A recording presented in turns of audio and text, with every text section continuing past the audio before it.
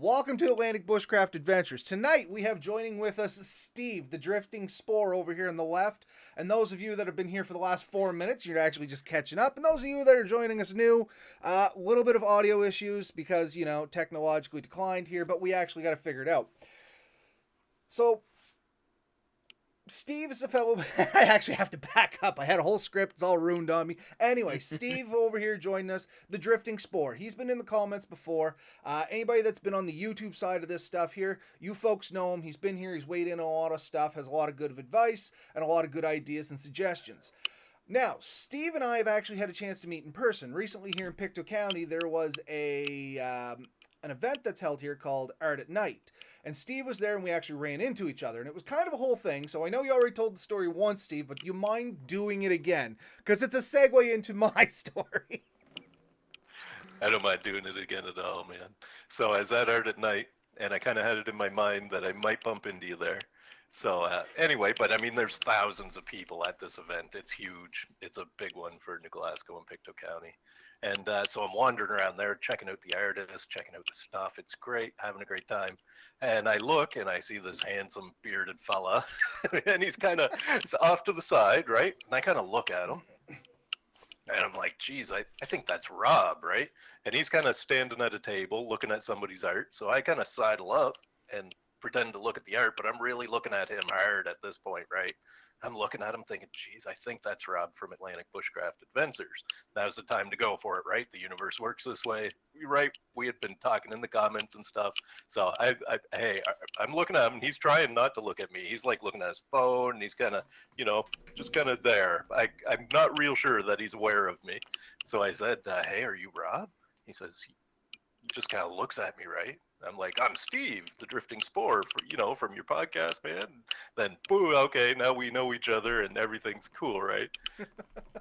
So, what the people missed was my side of the story. And like I said, now Ben has heard it, so he's down there chuckling to himself. He knows what's going on. But everybody else, prior to where I work now, I used to work with Department of Justice. And I used to work around, some people that potentially, depending on how you interacted with them on that day, they may want to seek you out outside the facility. So anybody that I notice looking at me, and I did notice Steve looking at me because, once again, this guy's kind of coming up and he's looking at me but trying not to look at me. You know what I mean? You can see the wheels going, and I know that look of, are you the person I think you are? So, of course, I have this, okay, why is this guy eyeballing me? Is he from the prison? Like, what's going on? So, as he's saying, I'm, like, playing with my phone and stuff like that, strategically, slowly moving my way over to place myself between him and my kid and wife, and I'm just kind of waiting to see how this is all going to go down, right? And then Steve's like, are you Rob? And, of course, I'm like, oh, crap, okay, he knows me. This is definitely a guy that I've met before. Okay, is he trying to kick my ass, or is this going to go good? And I just kind of look at him, and this is what's going through my head. And then he jumps in with, I'm Steve, the Drifting Spore. And I'm like, oh, okay, thank God. I don't have to get into a fight in the middle of an event. So this is all good and dandy. And then we start interacting, and things are great. But yeah, up until that point, man, you had me rattled for a half a second. You know what I mean? I was like, how's this all going to go down? Especially when it's here, like right where I live. Out somewhere else, it doesn't really bother me. But right here, I know most of the people here, and when somebody starts eyeballing me like that, it's like, okay, why is this person looking me up and down? You know what I mean? I very rarely meet people that know me from Atlantic Bushcraft Adventures right here in my home community. Mostly nobody knows what I do, which is weird, right? So, yeah. But, however, this is the first time you have talked to Ben. And we were chatting just a little bit here before the show, so you guys have got to meet each other a little bit. But on that, I don't think you've actually really talked to Ben in the comments so much. It's usually been me responding. So you do know who we're talking about here, Ben, right? I'm pretty sure you do, but I want to make sure you're up to speed. I am now. I've caught up. Okay. So now we kind of figured out who everybody is. So yeah, long story short, getting back into the thing, Steve is the Drifting Spore. He runs a YouTube channel. He's a fellow bushcrafter. I've recently been over on his channel there watching a lot of his stuff, and man, you got the most mellow feel to your stuff ever. It is like awesome stuff if you just want to kick back, watch some enjoyable stuff. Like there's two kinds of YouTubers. They're the ones I watch on my computer where you can skip through stuff. And then there's the people you put up on your TV because it's just fun to have going. And that's kind of where you fall in, Steve. You were like the most awesome guy just to have run in the background to learn something from. It is amazing. So what's your stick, man? How did you get into bushcrafting? How did you get into YouTubing? Tell us a little bit about yourself, man. Well, I gotta say thank you, man. That's exactly like to say that, to just have me running in the background is so cool. Because when I first, I'll get to how it all began, but when I first started this thought of starting a YouTube channel and doing this, I was thinking about my granny, man, and how my granny, like she back in the 80s and 90s, right? She'd be sitting in front of her window just twiddling her thumbs, watching the cars go by. You go visit her in the afternoon and say, "Hey, Granny, what's up?" And she'd be like, "Oh yeah, 93 cars went to town this morning, right?" And when I started making YouTube videos, my thought was for, you know, shut-ins and people 60 plus that can't get out and old fellers that used to go brook fishing and stuff like that. And my thought was, you know what, I'm going to do stuff and maybe I wouldn't talk. I didn't know what I was going to do, right? I was just winging it. But my thought was for that audience, man, somebody that just wanted to sit back, relax, and watch me do something maybe that was familiar to them, man. And so that's not how it all started, but that was my thought when I finally decided I was going to upload a video and just go for it. It all started kind of back in 2020 was the year for me that I was over 40 years old by a couple years, right? When I turned 40, I didn't feel good, man. Every day it seemed after turning 40, I started feeling worse, right? Like everything hurt. I was gaining weight, all the stuff, right? So in spring of 2020, we're at the beach just chilling. We have a little bit of land at the beach we retreat to in the summer when the bugs get bad in the woods. And I started noticing mushrooms, man, like popping up in my yard. They were popping up everywhere. And I've had this huge realization that, like, I don't know anything about these. Here I am, 42 years old now, and have no idea what just popped up. I would consider myself a woodsman or a sportsman up to that point, right? Like, my whole life, I was in the woods with my dad, going to camps, hunting and fishing, learning basic skills, basic tracking, just being comfortable in the woods. I would say from age 8 forward, I've been very comfortable in the woods. I can go in the woods with nothing and sit down and be absolutely happy, right? It's not a big deal to me at all, day or night, right? Nothing. But I kind of had lost that when I had kids and stuff. You run out of time for doing stuff for yourself. So anyway, I discovered these mushrooms and I started wanting to know what they were. I started wondering, like, how did I make it to 42 years old and not see these before, right? Like, it doesn't make sense to me. So I started investigating mushrooms. And when I did, I quickly realized what a huge subject that is to try and tackle, right? So here I am now, 4 years later, and still not even close, just a handful of mushrooms. But anyway, so you whittle it down to the easier ones you think that you can identify and get to. But when I started looking into mushrooms and learning about those, I started looking for resources, things, knowledge in my area, right? Yeah, exactly. The Audubon's my first one too, man. You gotta watch the Audubon though, because it was last printed in like '77. So a lot has changed since then, right? I think there might be a newer reprint of it, but it's a true field guide. And I would say it's the last of the true field guides in my opinion, because you can get like 4 fingers indexing pages in that book looking for an ID on a mushroom. And that book gave me a really good identification process, right? So anyway, but looking for information in my area, I got on YouTube. I wasn't really super familiar with YouTube, but I knew it existed. I had been on it here and there. Well, it turned out like people like in Nova Scotia, when you look up Nova Scotia and mushrooms, people like Mark Young come up, right? And I was like, wow, who's this guy, right? Mark Young, I never heard of him. I started watching his mushroom videos, and he gave me a lot of really good information to get started, right? I didn't take his word for anything because he's just a guy on YouTube at this point, right? But anyway, Oh, no, he gave me a Mark, good point to get started. It's changed now. It's changed. We don't drag Mark's name through the mud here because, frankly, and we are joking, both Ben and I, we kind of started out with Mark as well. You know what I mean? To a degree. We met him at the first Nova Scotia Bushcraft gathering. We'd seen some of his videos up until that point, but that's a story for a whole other time. But it's just funny. Small world, right? It is. Yeah. So anyway, he gave me a great base to get started. But then I've started looking at his other videos too, right? Because of mushrooms, I'm going in the woods now, and I'm going every day at this point, right? It was a great year, 2020, for mushrooms. So I'm going every day, looking at mushrooms, checking things out, trying to figure out things, and referring back to his channel. And I start seeing his bushcraft stuff too, right?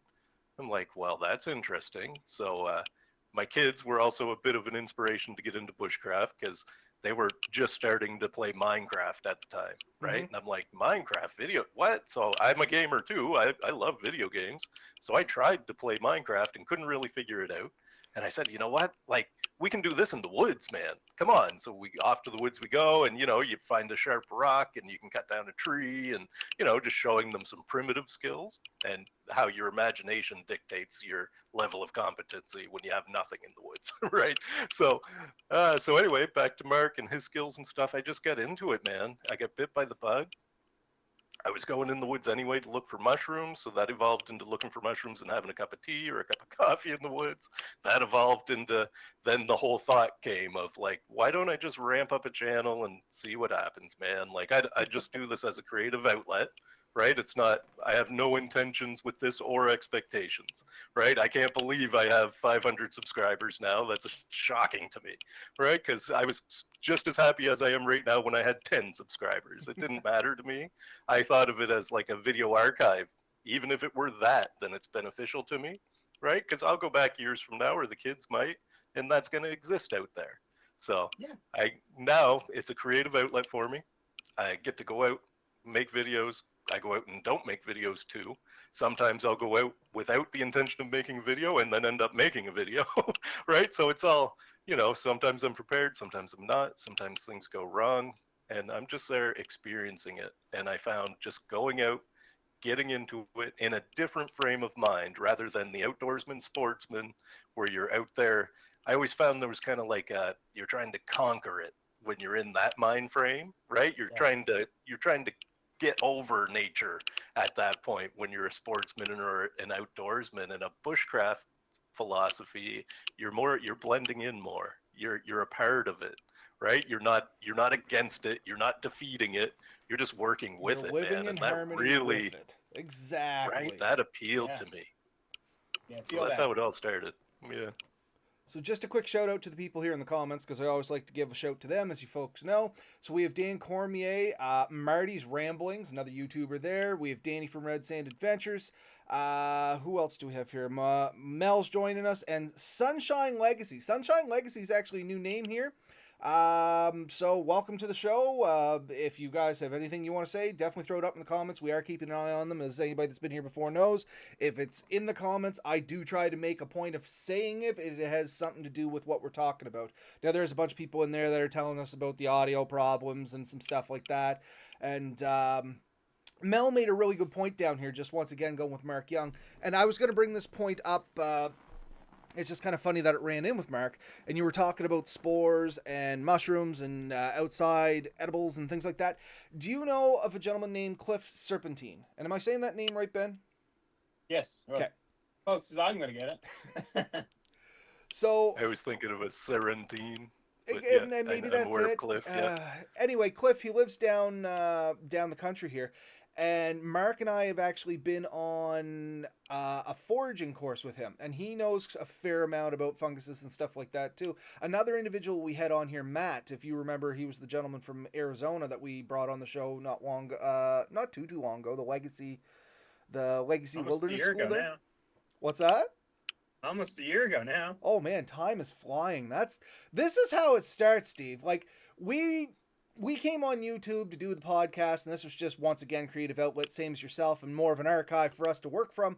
And we're at like episode 268 here tonight, which is over 5 years running this stuff, right?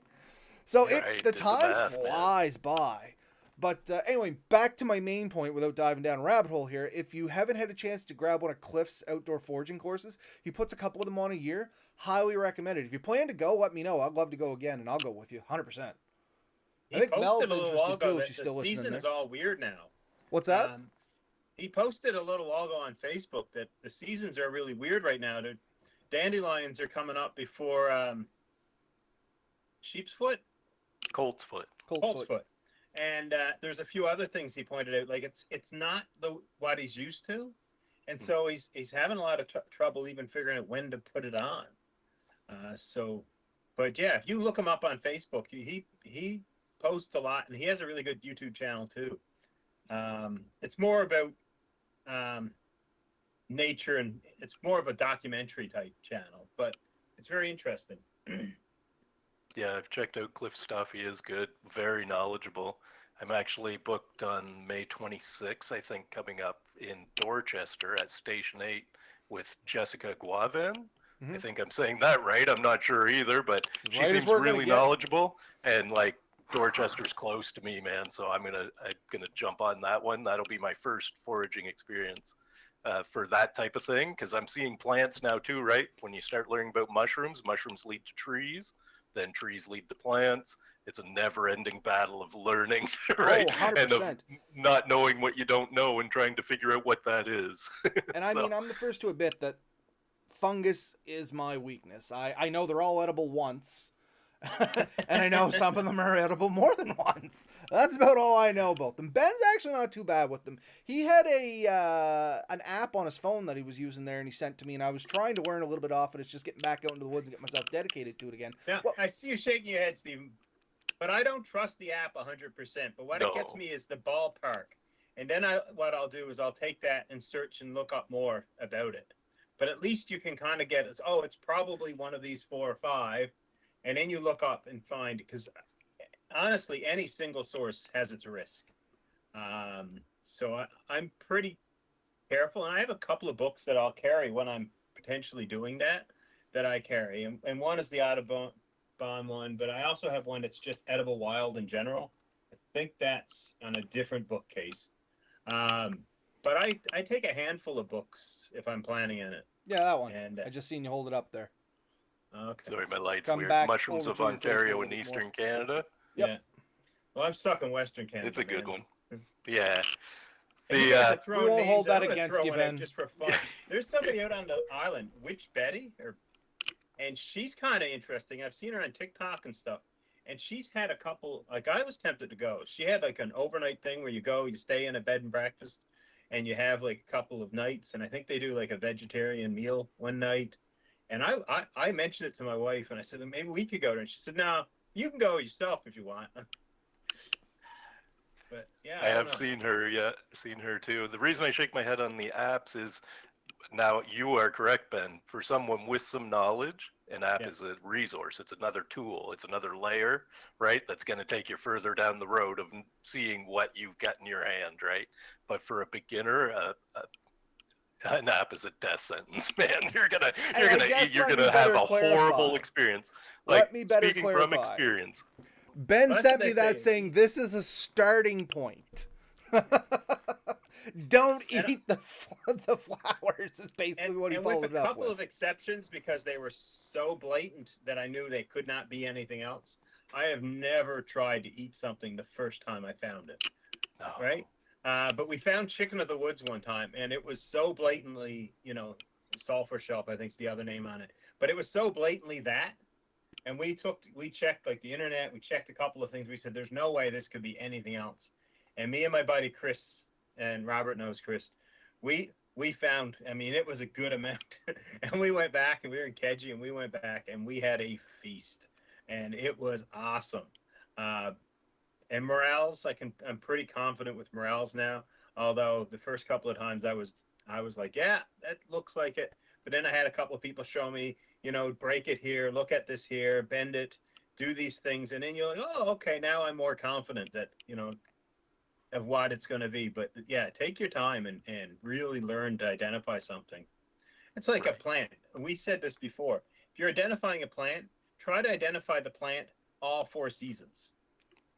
And if you can identify a plant for all 4 seasons, now you know that plant, right?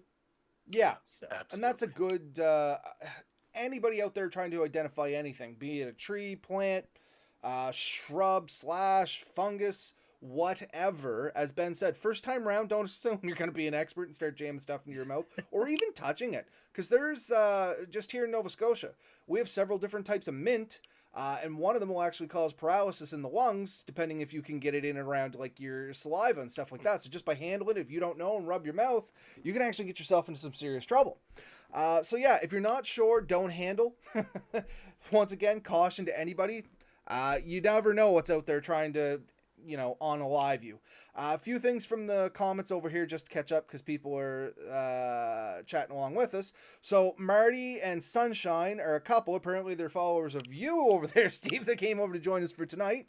So welcome to the show, folks. Red Bear's joining us again here tonight. What else was down in here? Always learning. So Marty and Sunshine are just telling us a little bit about themselves. Oh, this is the one. I'm becoming more interested in finding out about the medicinal properties of natural plants. Chaga, I heard, is super for inflammation. Chaga is a great thing. There's lots of guides out there on it. It is actually one of the easiest ones to start working with because it's super easy to identify. Another good one to start with that has tons of medicinal benefits is going to be birch polyporus. It's a way less talked about, but almost as much, if not more, benefits in some areas. So that's another one. Super easy to identify. It's one of the only funguses that I kind of know. And you can catch that at different seasons, and you can make tea out of it, or you can slice it thin and actually cook with it and eat it too. So yeah, definitely do a little research on that. Both of those are really good for antioxidants, anti-inflammatories, immunity boosting. There's other things out there. The only thing I will warn you about with chaga, depending on how you process it, can stain your teeth. So keep that in mind. But when you have a face for radio. Here we are, right? So birch polypore was my first mushroom that I learned to identify and I started using. I'll go back to where I was saying that after I turned 40, I felt horrible, right? Terrible. So when I found mushrooms and discovered Mark and what he was doing with tea and tincture, I started ramping up that game, right? And got into the birch polypores was the first mushroom that I was already aware of chaga at that point, right? Back in 2015, it was really popular. Everybody knows about chaga, but birch polypore I didn't. So I started using birch polypore, identified it, got well versed in it, did a lot of research, started harvesting it that fall of 2020, and because they came out around the end of September, they started, and I started using it in tea. And I started pushing water. I was about 50 pounds heavier than I am today. I started pushing water and my inflammation, everything started going away, right? Like I would look at my wife every day like, oh my goodness, what's happening to me, right? People literally thought I was sick. I was losing weight and was changing. I went through this process of change. On a cautionary note though, birch polypore, if brewed for me, I made a mistake twice with it, and I only tolerate dehydrated mushrooms, right? I cannot take a birch polypore off a tree, cut it up, and put it into a tea. If I do, I am going to have gastrointestinal distress. I did that to myself twice. And so that's an interesting the first thing. time I had no idea. First time I had no idea what it was. Like that did it to me. I wasn't sure, right? Second time, it was actually turkey tail that I hadn't dehydrated and had in a tea, and it did the same thing to me. And I want you to know, if you've never had gastrointestinal distress, they mean distress for like 12 hours of you are in distress. It was alarming. And it was like a light switch. When it turned on, it was on. 12 hours later, the light switch turned off, and you are a much weaker man. Well, that's how you lost so much weight, Steve. I'm seeing the solution. Are you saying what doesn't kill you doesn't make you stronger? Oh, it made me stronger. So how do you process yours then, Steve, for anybody out there that may be interested? So what I do, I only deal mostly with polypore mushrooms, so your tree-based mushrooms. And I deal with very common ones like turkey tail and what's known as red belt. Yep. So people call it red belt, northern red belt. Its scientific nomenclature is Fomitopsis mountia. It's a really good mushroom. It is, if I could have one mushroom, it's red belt. And what I do is I harvest it off the tree, the whole mushroom. I have the basic harvesting rules that you would learn from like a Mark Young. Right? If there's one, take none. If there's two, take one. Always leave something behind, right? Never take more than you need, right? Is my philosophy.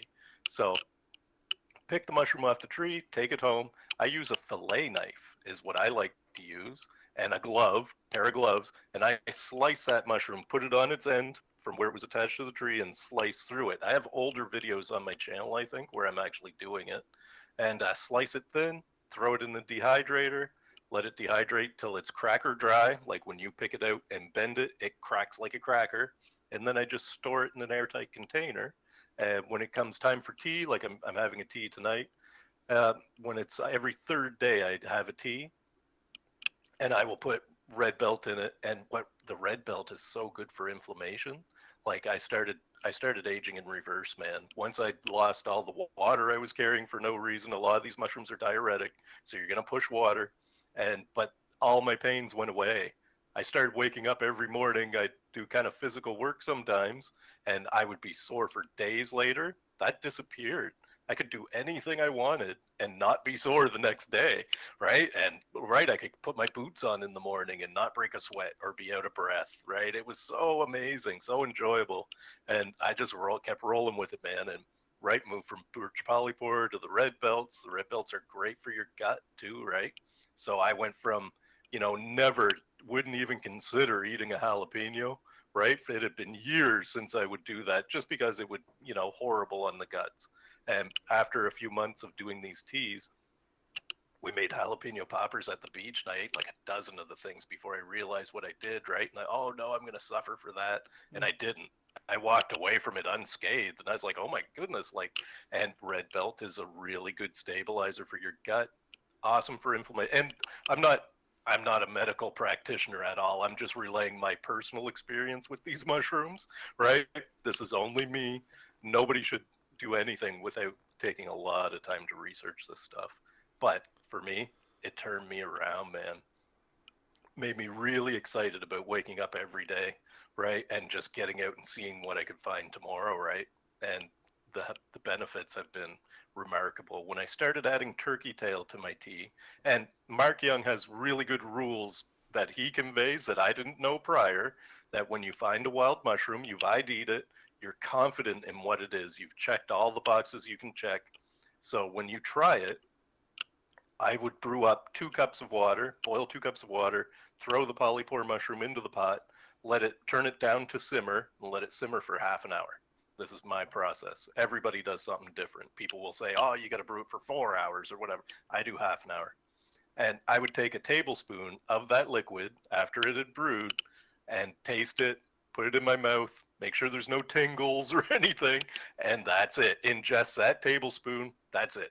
No more, right?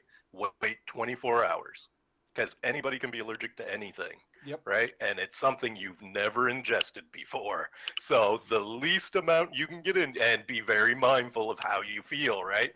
Do I feel okay? Am I right? Are things gurgling? What do I feel like?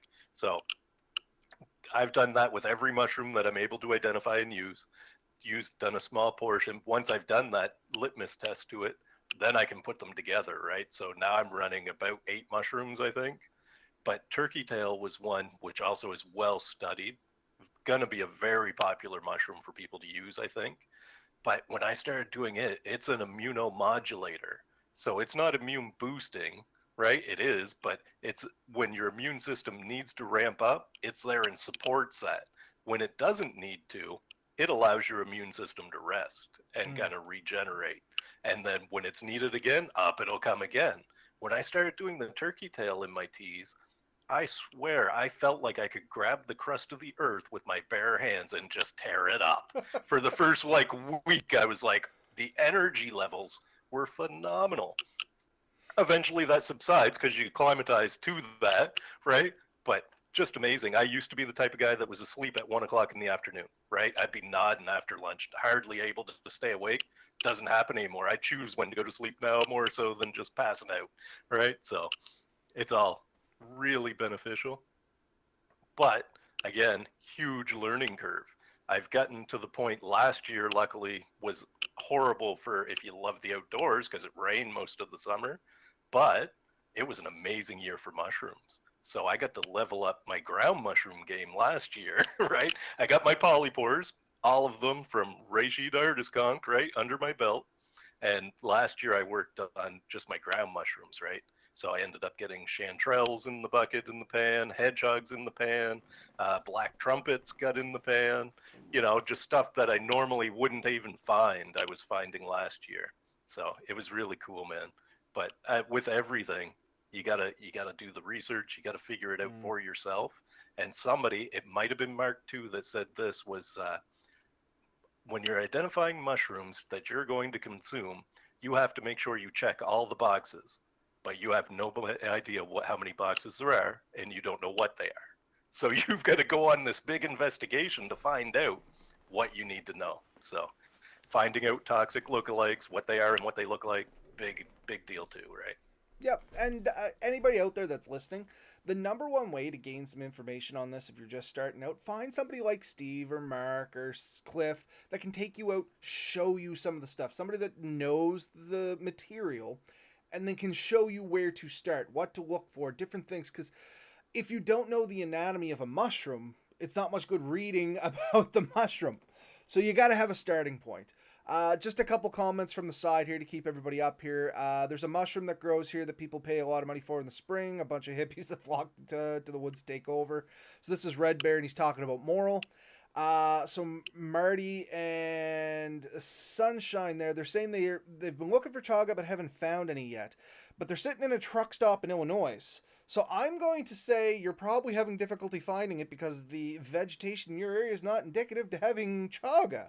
You're going to find chaga, the best chaga, on yellow birch. So you need like birch patches in general, but specifically yellow birch. You're going to have some sort of injury in that tree for the chaga fungus to kind of fester into it. Because, I mean, chaga is, and Steve can weigh in on this a little bit more because he is now our mushroom resident expert.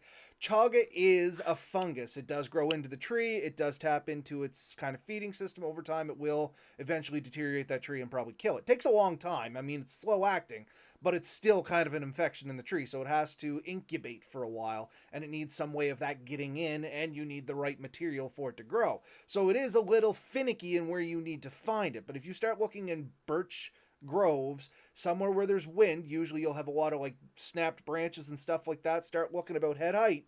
You should stack into some somewhere. Weigh in on that, guys. The chaga that you harvest is the fruit of the mushroom. A lot of it is inside the tree, but it only actually sends the spores out when the tree has died. So it just keeps growing and growing until that point. So if you harvest it all, it won't spread to other trees. That particular one won't. And so that's why you have to be careful in how you harvest it. Cliff does a really good episode on that. Mm-hmm. And he talks argued about it quite a ton on Facebook over it. What's that? He had a lot of arguments on Facebook over it. And one guy got on there and called him everything but a white man. Yeah, I It's had a some pretty backlash heated and some chaga subject. stuff too. But There's a lot of debate on chaga and when to harvest and what to harvest and all that. And my advice is do what you feel you want to do. I have harvested warm weather chaga just to try it. And a little bit of chaga goes a long way, right? I very conservatively harvested chaga the first winter I was into mushrooms, and I've still got it, right? Like and I've made tincture after tincture with it. I use it in teas, but more rarely. I find it to be such a big antioxidant mover that it'll kind of give me a little bit of a headache the next day. I use it in tincture every day, but in tea sparingly, just because I find it does start getting that the oxidants moving in you, and I'll notice a bit of a headache if I use it. So, but chaga is such a heated debates over when to, what to, and what to do.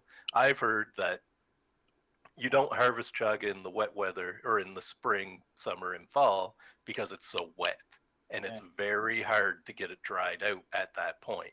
In winter, it's far drier, right? So that makes sense. People say that the chaga, once the tree is dormant, that the chaga pulls most of the nutrients out of the tree, right? Maybe. Nobody really knows. So I go with whatever you feel. I like the winter idea, but I've also heard that as well.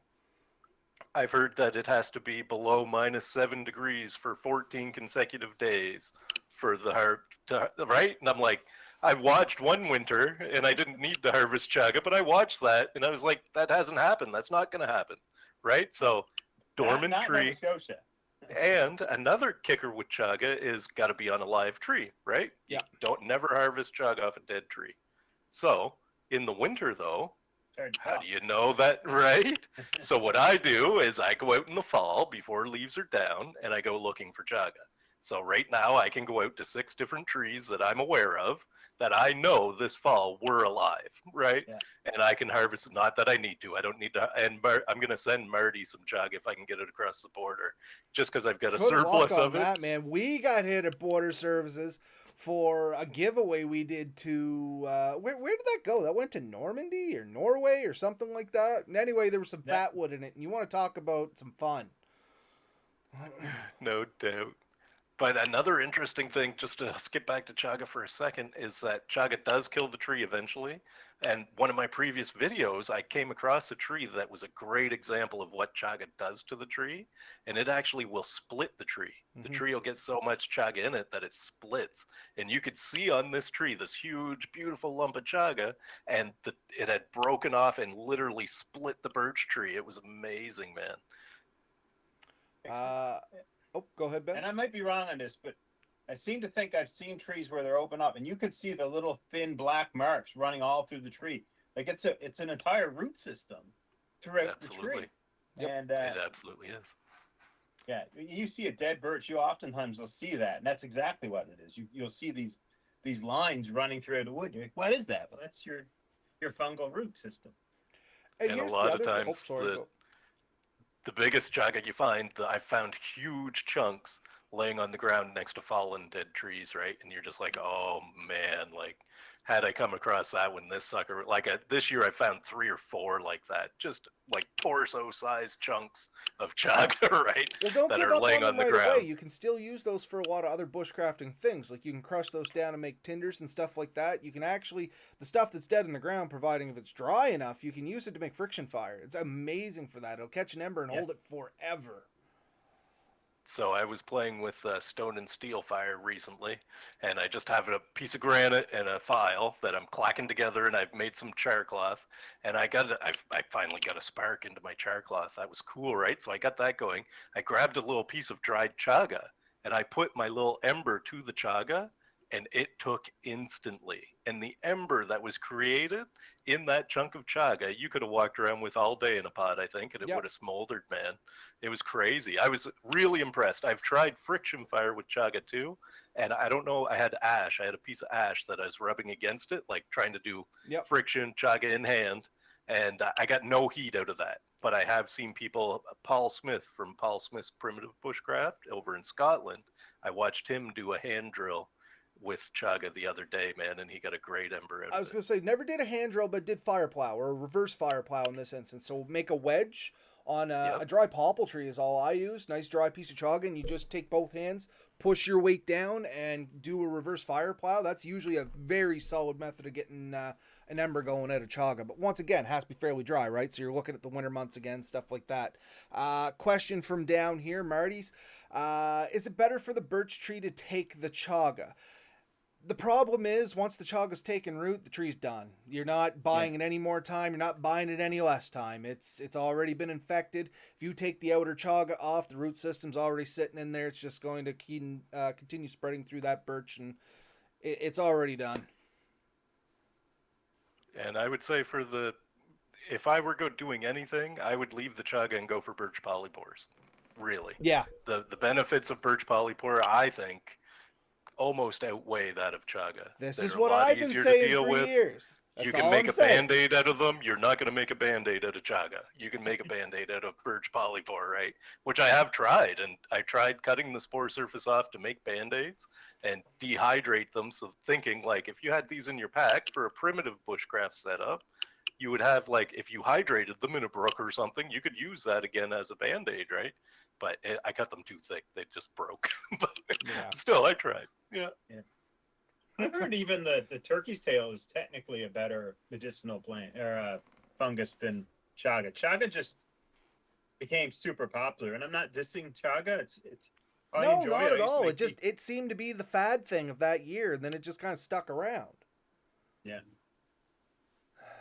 My wife's making fun of me in the comments if anybody's wondering why I'm laughing here. It It always comes back to Yeah. fire making with Robert. Firebeard. There's a picture of me doing I think I was doing a bow drill by the waterfall, and it looks like my beard caught on fire, but it didn't.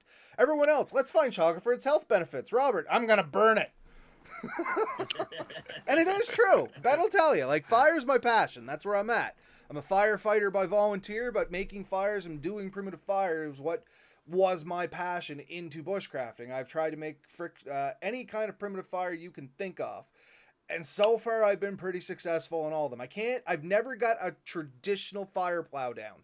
I feel it might be material related, but I've also been told it's one of the hardest methods of making fire. The only way I've ever done it is with the reverse plow with a piece of chaga. Nice. I don't know. I always say we're all pyromaniacs at heart. I just do it outwardly a lot more.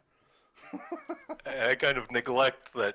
I don't think what I'm doing is anything anymore, right? Like for me to whip out a ferro rod and throw a spark and have fire happen. And I think of like at the beach, right? Like we're at the beach all summer and you got your fire pit and you stack it up and you light a fire every night you're allowed, right? You're going to have a fire in the fire pit. And I do that and you get a method down that's efficient and works. And it becomes second nature and you don't think it's a big deal anymore. And other people, though, couldn't light a fire to save their life. And it's kind of that complacency sets in that, like, recently I thought, wow, like, okay, I have a Bic lighter, right? I've got that. I've got the ferro rod down and different tinders. That's fine. And, but I realized I have no match experience, right? I've never used matches. So I thought, geez, I got to put together like a match kit, right? And start using matches because I'm practiced on the other ways. It's time to diversify, right? And I'm really interested in primitive fire, but it's a whole nother ball game again, right? So Do you know what came first, the lighter or the match? I think the match, but I could be totally wrong. It wasn't? What kind of lighter was it? It must have been a fuel lighter, was it? It definitely would have been like an oil lighter, like a Yeah. Zippo style. But yeah, right on. that's something that I didn't realize, but it's one of those weird facts that That's the crazy. lighter has been around longer than the match. So I think we had a conversation on this before, to be honest with you. Pyrotherapy. Firebeard is a good nick. So yeah, anybody that's out there looking on YouTube land, my wife did send the picture. Unfortunately, Ben and Steve won't see it. I'll send it to their messenger so they can see it later.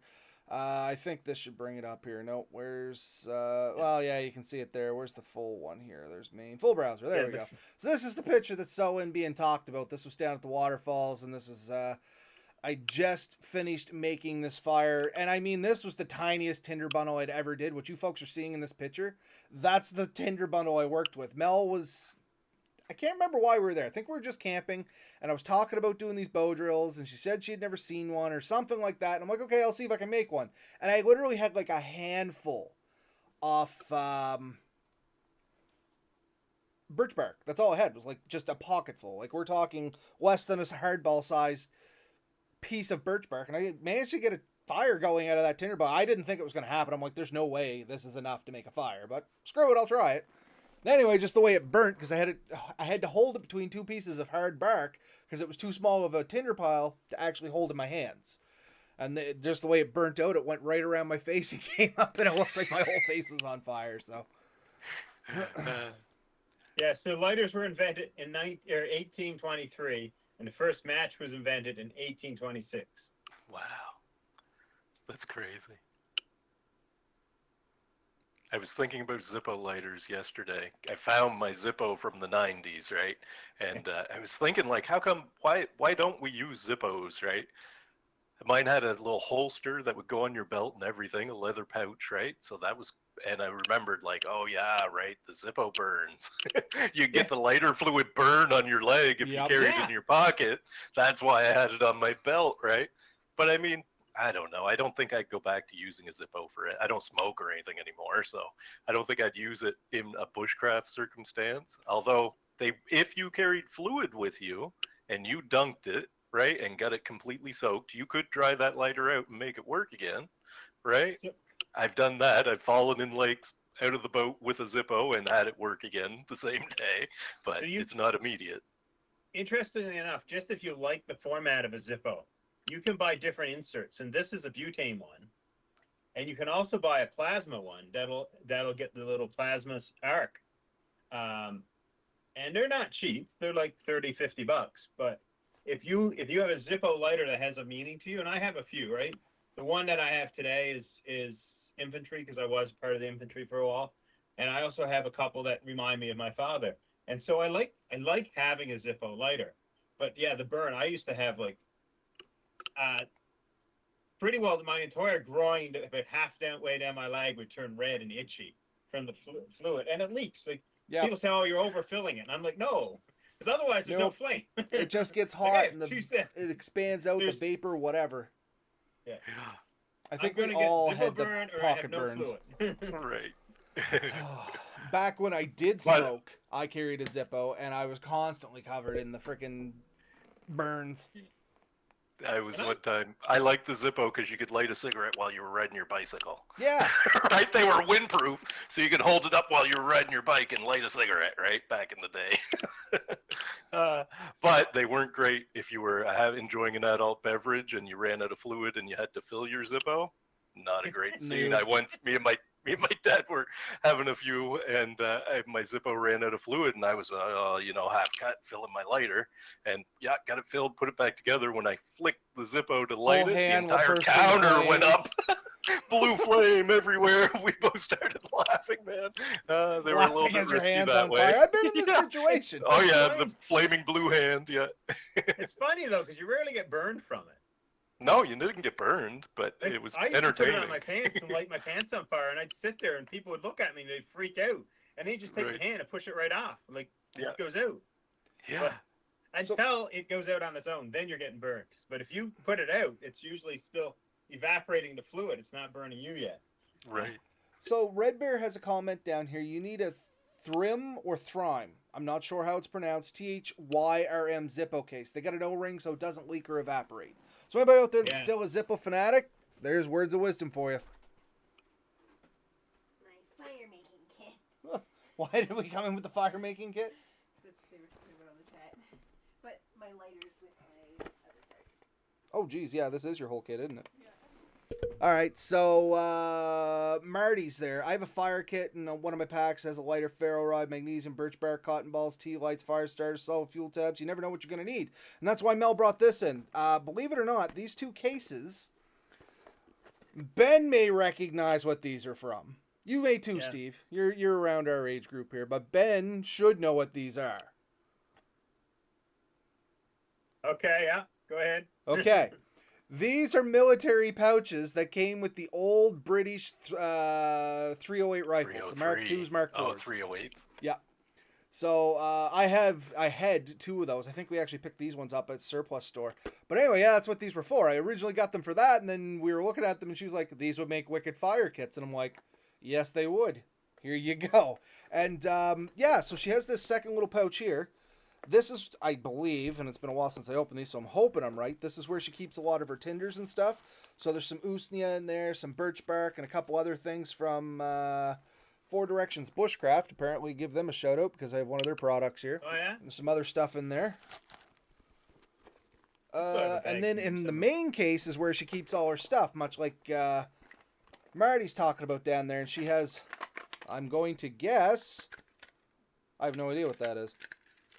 Some sort of fire starter. But anyway, yeah, there's like a magnifying glass, flint and steel, sparkers, stuff like that in here. And much like what you were talking about, this is why I was hoping she would pull this out here. Anybody that is looking to do flint and steel,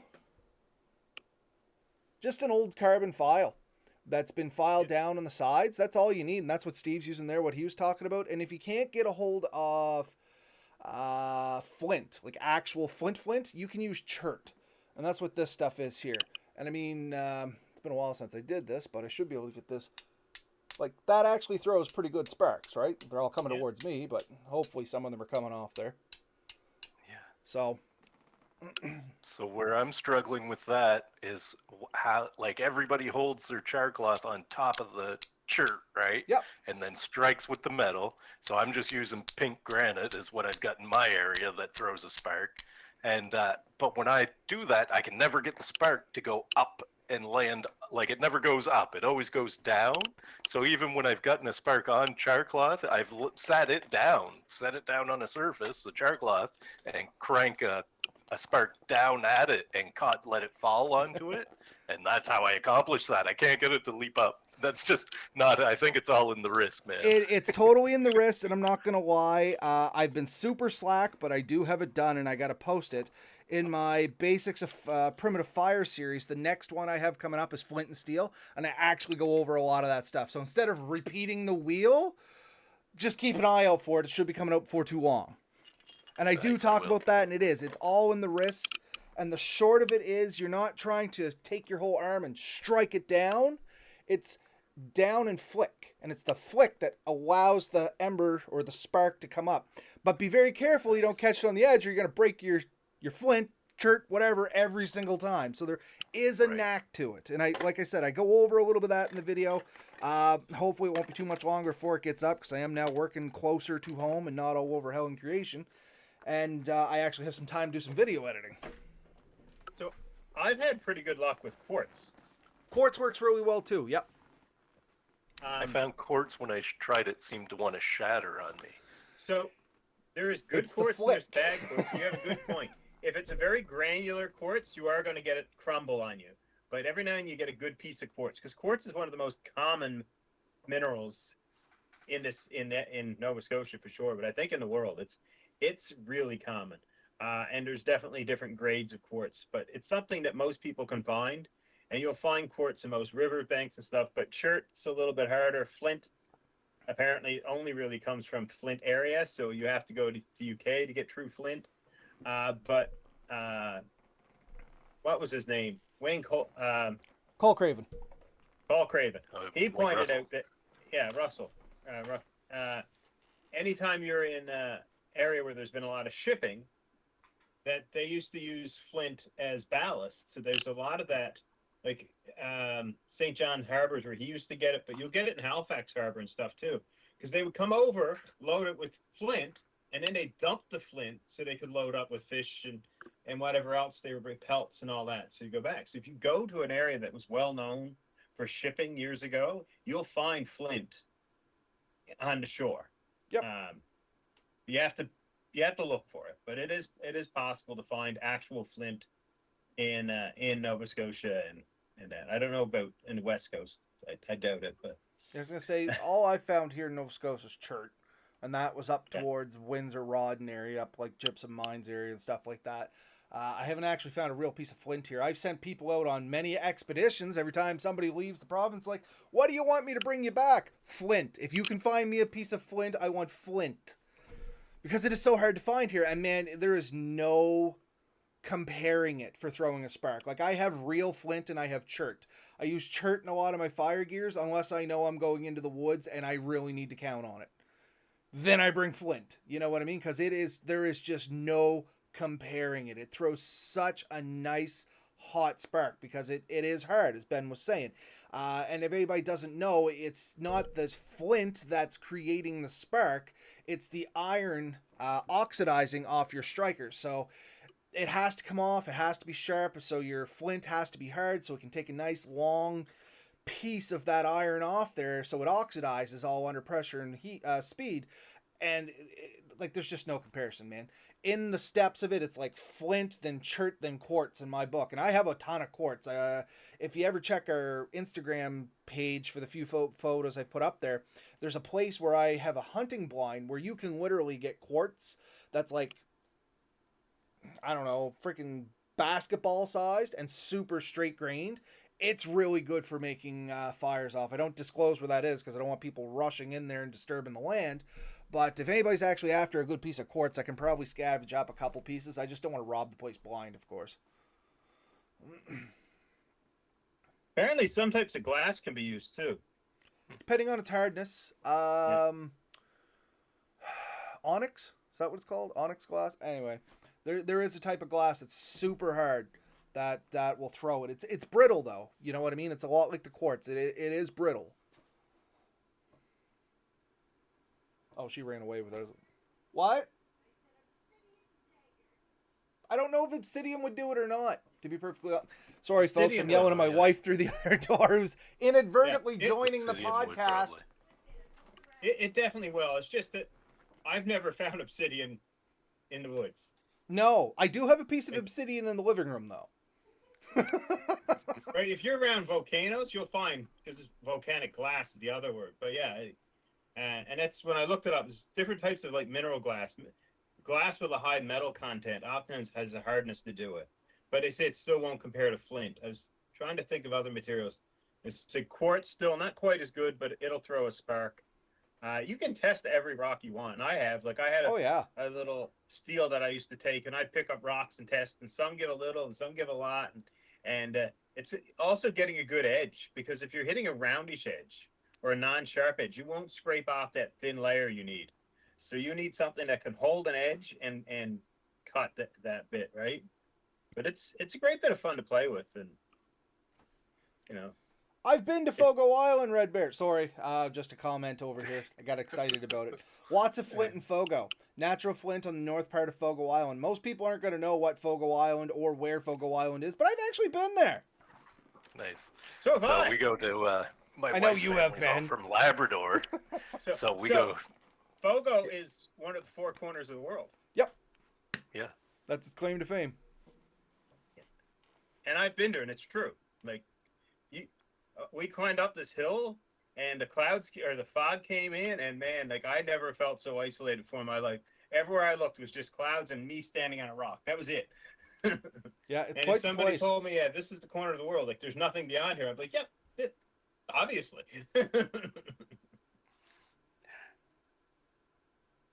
I So don't up know in what you're saying. Labrador too, there's tons of good courts on the south coast. My Oh, yeah? wife's family is all up there, so we travel up there every second year, right?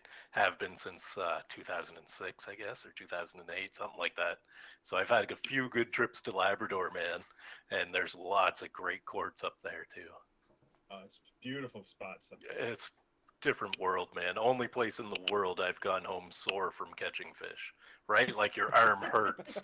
You just can't cast. You want to, but you can't cast anymore. I don't You're want hauling to out. catch anymore. Right? It's There's too too much. many trout. There's too many salmon. There's too many codfish.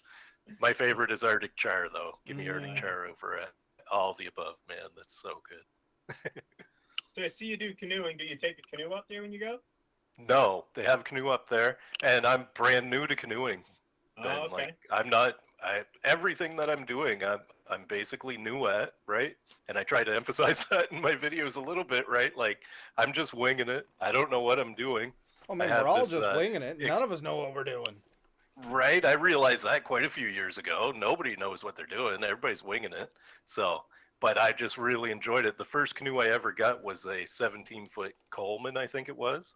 Yeah. And having never owned a canoe before, I took it by myself on top of a mountain locally into a little pond that was 30 feet deep and shoved off from shore and was great until I went to turn the thing. And I started turning this 17-foot canoe, me sitting in the back of it, Oh, no there's the first experience, mistake. I heard it life already. jacket, life jacket on, cell phone in pocket, right? No reception anyway. I go to turn it. I get this canoe about halfway around, and the wind would hit it, and it would drive me back around. And when I came to straight again, though, the canoe would go, whoa, and I would do the, oh, man. I thought I was done for. I had to backpedal back to shore, loaded the canoe into the truck, and, you know, canoe got traded that weekend, right? Like, it's got to go. I'm not doing this again. So, but then I got determined over the last couple of years. I got into the kayaks again, and again, same thing, only a couple seasons, couple summers in kayaks, but I really enjoyed that. But I was like, man, I got to try the canoe again.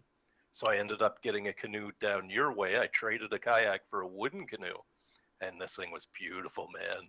It was handmade by a guy in New Glasgow, and he did a great job on it. I got it out last fall when I got it. Paddles like a dream. Most lovely 15-foot canoe I've ever paddled, right?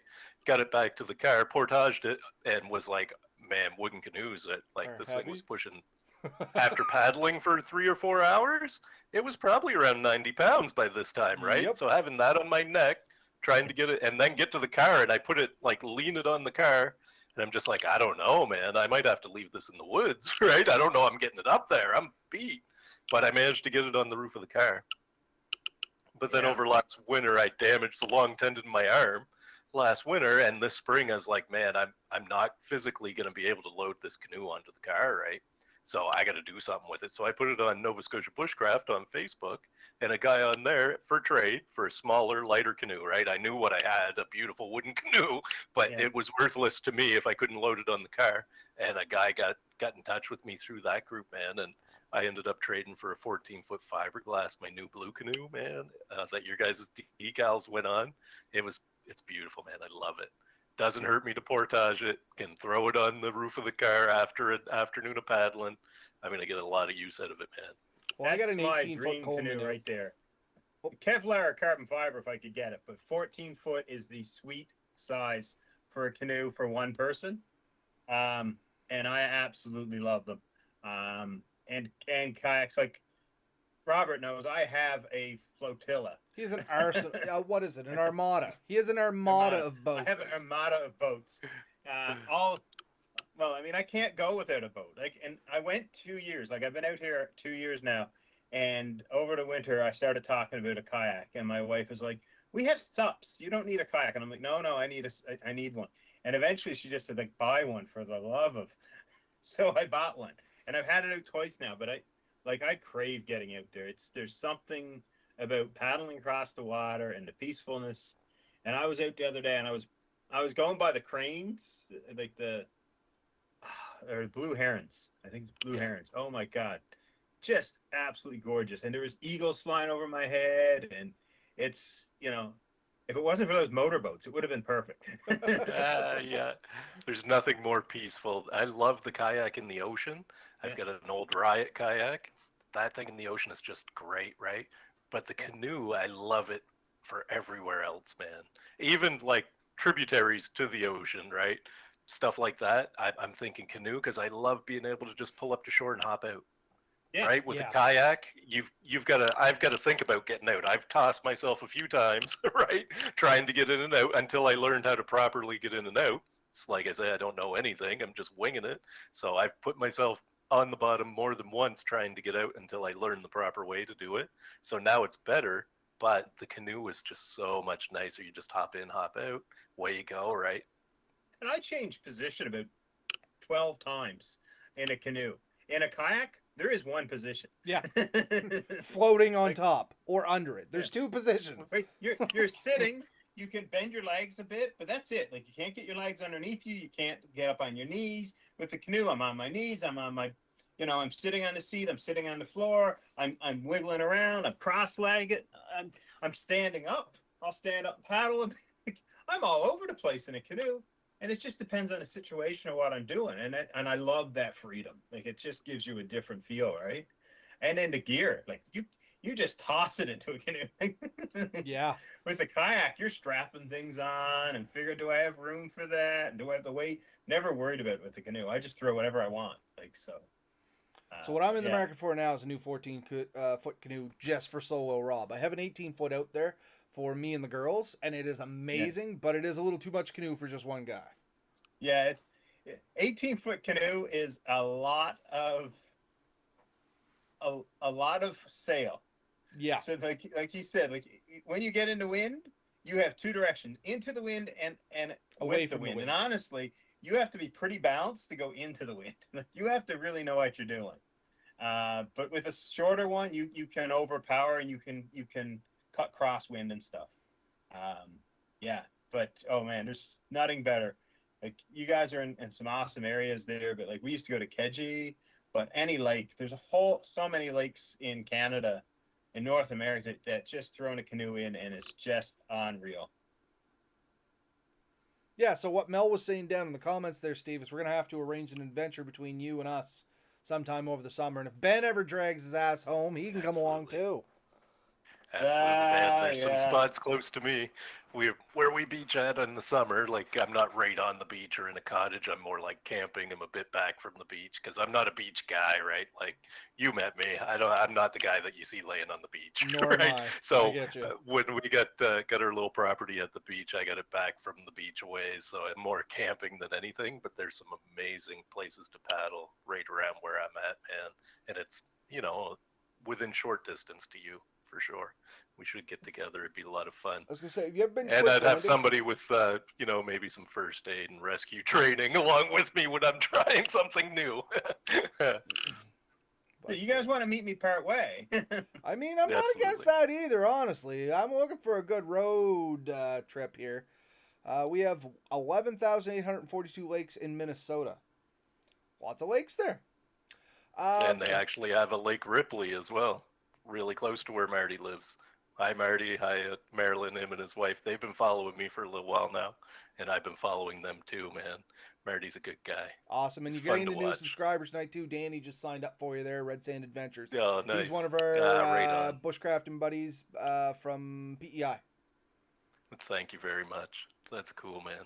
Anyway, folks, it is coming up on 10:15 here. We have had a good discussion. We are going to try and keep this around the 1 hour, even though we're 10 minutes over it. Once I cut off the 5 minutes of crap from the start, we should be okay. So any final thoughts there, Steve? And I'm sorry to shut everybody down, gentlemen. It's getting to that point where we kind of got to wrap it up just time-wise. Any final thoughts about your channel or what you'd like people to know about you?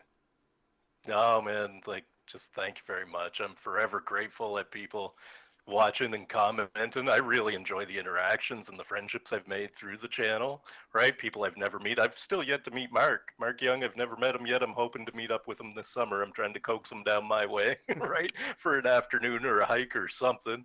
But meeting Marty and, there's all kinds of guys I can name that I've met through the YouTube channel, through the comments. And you know what? Everybody's so supportive of each other and what we're doing, right? And it doesn't matter what you're doing. It's all cool to see, man. And, when I go onto a YouTube video, the first thing I do is like it. Because if you took the time to create a YouTube video and upload it, I like that right. Even if I hate the content, right? I'm still liking the fact I hate you, but I like your video. Time, but I'm going to like your video, right? I don't have to see it. It's interesting. A lot of people don't realize the effort it takes to put something online. You're taking a risk there because once you put it up there, everyone sees it, everyone's judging you, and the first time I have talked into the mic was damn hard. It was so difficult, and I don't know if people really get that until they do it. Right? It's how awkward do you feel just talking to nobody, right? But it's not that. If it's anything like doing a live podcast, it's pretty easy, I think. Oh. It wasn't bad at all. It was a pleasant experience, man. No, I hear you there. Two pros, though, right? Yeah, exactly. You guys just make it look easy. It didn't start that way. It's not ending that way either.